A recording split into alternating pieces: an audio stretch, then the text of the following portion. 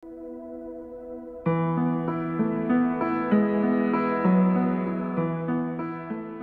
Dea Bisnar and this is my youth camp story. Growing up, lumaki talaga ako na exposed sa church. Nung maliit pa kami, sinasama na kami sa children's church, sa VBS. Wala akong masyadong nakitang difference na pwede palang mag-level up yung relationship mo kay Lord. Pwede mo pang mas makilala ang Panginoon. So, na-encounter ko ang Lord, siguro mga third time ko nag-youth camp. Kasi nung first, medyo bata pa ako nun. So, hindi ako masyadong seryoso na parang sumasama lang ako kasi dahil nandun yung friends ko. Pero nung medyo mas nagkakaedad na ako, dinesire ng heart ko na dapat every camp ko, na-encounter ko ang Lord, nararanasan ko yung presence niya. And sa desire na yon, doon ko na-meet ang Panginoon. Naranasan ko mas lalo yung presensya niya. Nagkaroon ako ng direction sa buhay, yung mga questions ko na bakit ganito, anong purpose ko, bakit mo ako nilagay sa ganitong school, ano yung gusto kong ma-achieve sa life ko, yung mga goals ko. Nagkaroon sila ng direction after kong mag-camp. And nagkaroon ako ng mas greater purpose na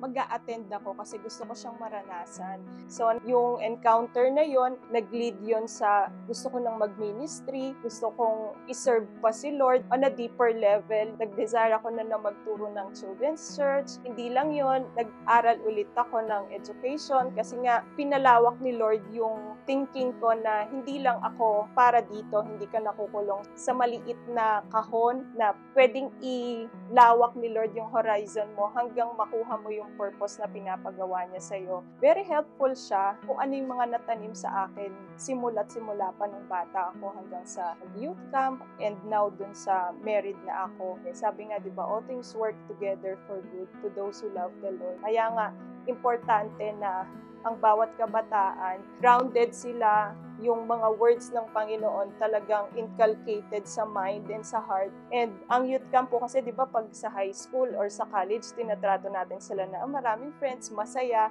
de-develop yung, kumbaga sa core nating mga tao, yung mga happy memories. And of course, spiritually, meron siyang malaking impact na nagagawa kasi doon yung encounter and doon nami-meet natin si Lord. Especially pag meron talaga tayong dala or bit-bit doon sa camp, nakakapag-release yung bata. Very importante para sa akin. And helpful na madadala mo siya all the days of your life. Lalo na ang word ng Panginoon, hindi naman siya i-invalid. So, I strongly encourage everyone na magpatuloy sa Panginoon.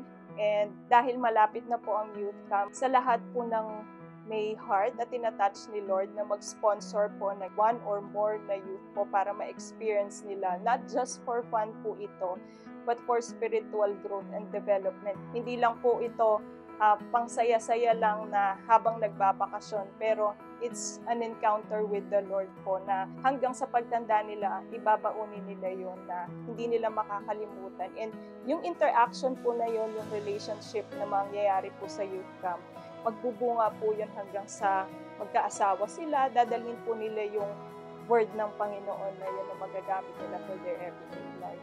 Kaya in advance po, maraming pong salamat sa mga magsusponsor ng youth para po ngayong darating na youth camp.